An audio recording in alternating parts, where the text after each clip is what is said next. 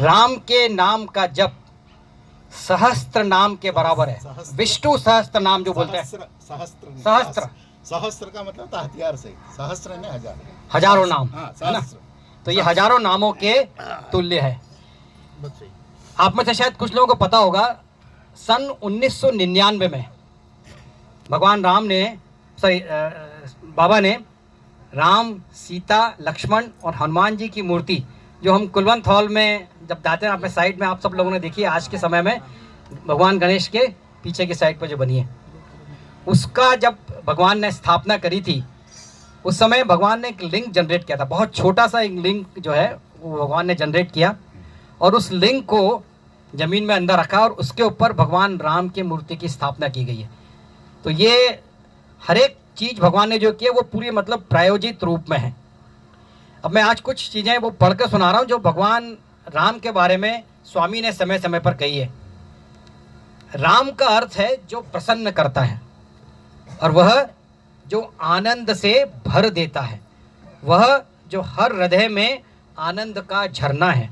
इसलिए जब आप राम नाम दोहराते हैं तो आप आनंद के मूल स्रोत आत्मा राम स्वयं के रूप में ईश्वर को छू रहे होते हैं। वो हमारे भजन में आता ना, आत्मा राम भी आता है, जब हम भजन गाते हैं राम का, आत्मा राम भी आता है। अब राम शब्द के लिए जो रा है वो परमात्मा का प्रतिनिधित्व है, ईश्वर का प्रतिनिधित्व है, और माँ जो है वो व्यक्तिगत राम, तो माँ जो है वो व्यक्तिगत आत्मा का प्रतिनिधित्व है। और राम जब हम बोलते हैं, जब रा और म दोनों मिल जाता है तो ये दोनों जो है वो हमें एक साथ हम लेते हैं। इसका मतलब ईश्वर और हम सब, हमारा जो दोनों का जो मेल होता है, हम अपने आप को अभी ईश्वर से अलग मानते हैं। इसीलिए स्वामी बार बार कहते हैं ना, मैं भी ईश्वर हूँ और आप भी ईश्वर हो। तो स्वामी ने ये जो इसका अर्थ बताया है, इस प्रकार से दिव्य नाम का एकीकरण सिद्धांत भगवान ने इसके थ्रू हम सबको प्रदर्शित किया है। अब राम मतलब रा, आ और म। रा जो है वो अग्नि देवता का प्रतीक है, और अग्नि हमारे पापों को जलाकर राख कर देती है। हम देखते हैं ना, अग्नि के संपर्क में जो भी आता है उसकी राख बन जाती है। और आ मतलब सूर्य देवता का प्रतीक है। सूर्य क्या करता है? अंधकार का नाश करता है। यहाँ अंधकार से मतलब हमारी अज्ञानता को दूर करते हैं। और माँ जो है वो चंद्रमा का प्रतीक है, वह हृदय की व्याकुलता को शांत करता है।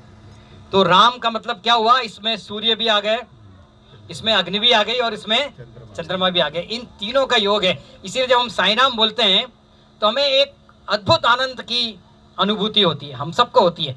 और सामने वाला यदि साईं नाम बोलता है तो तुरंत हम भगवान से लिंक हो जाता है। होता है ना ऐसा? आप कहीं भी जाओ बाहर और एकदम यदि कोई आपकी बातों का, आप ट्रेन, बस, हवाई जहाज कहीं भी ट्रेवल करो या कहीं बैठे हो और आपस में यदि हम स्वामी के बारे में ही हम अक्सर चर्चा करते हैं और सामने वाला भी यदि भगवान का भक्त है, चाहे वो आपका नाम नहीं जानता हो, तो किस नाम से वो हमको पुकारता है?